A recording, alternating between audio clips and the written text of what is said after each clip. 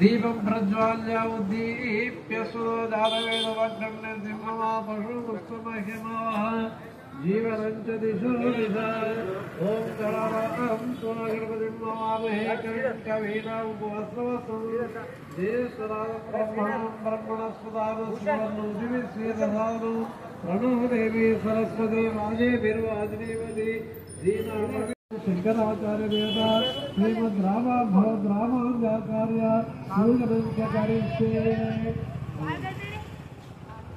श्रुति स्मृति पुराणादुल्ल आलयं कर्णालयं नमामि भगवत्पाद शंकरं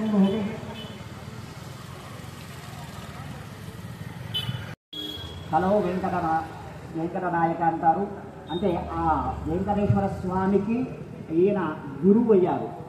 గురువు ఎలా అవుతారంటే శ్రీ వైష్ణవ ఉద్దేశాలు ఏంటి? యాక్చువల్లీ మనకు గురువు గారు చెప్పినట్టుగా ఇప్పుడు ఈ ఆదిశంకరులు లేకపోతే ఈ రోజు హిందూ మతమే ఉండేది కాదు. ఎందుకంటే అది మనందరికీ తెలుసు. 1000 సంవత్సరాల క్రితం, అంటే 1వ శతాబ్దం నుంచి 1000 శతాబ్దం వరకు దాదాపు 1000 సంవత్సరాలు బౌద్ధమే మన దేశాన్ని ఏలుతుంది.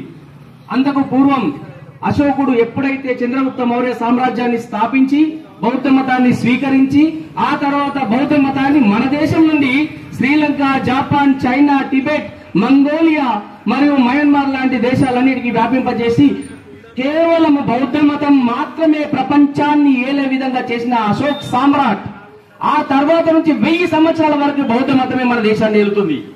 కానీ ఇలా మనం కట్టుకున్నటువంటి గుడులు, గోపురాలు, శంకరుని యొక్క మందిరాలు, విష్ణు మందిరాలు అన్ని కూడా ఎక్కడ వైదిక ధర్మాలు జరగడం లేదు, ఎక్కడ హవనం జరగడం లేదు, ఎక్కడ హోమాలు జరగడం లేదు, పూజలు ఇత్యాదులు అన్ని కూడా మూలన పడిపోయినాయి. బ్రాహ్మణత్వం కూడా తగ్గిపోయిన సమయంలో అప్పుడు అలాంటి సమయంలో 1000 సంవత్సరాల తర్వాత ఈ సనాతన ధర్మాన్ని మళ్ళీ ఈ ప్రపంచ వేదిక మీదకి తీసుకురావాలి.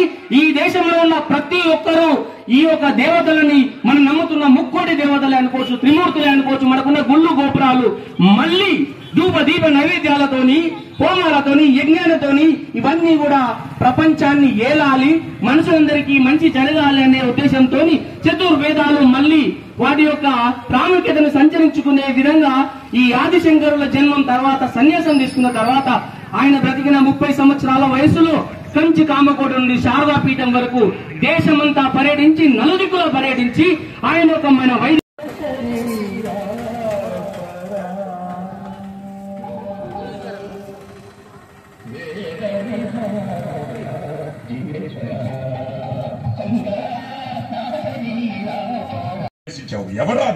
మీరు ఏ పితృదేవతలకైతే పిండం పెడుతున్నారో వాళ్ళందరి స్వరూపాన్ని నేను చిదాత్ముడను.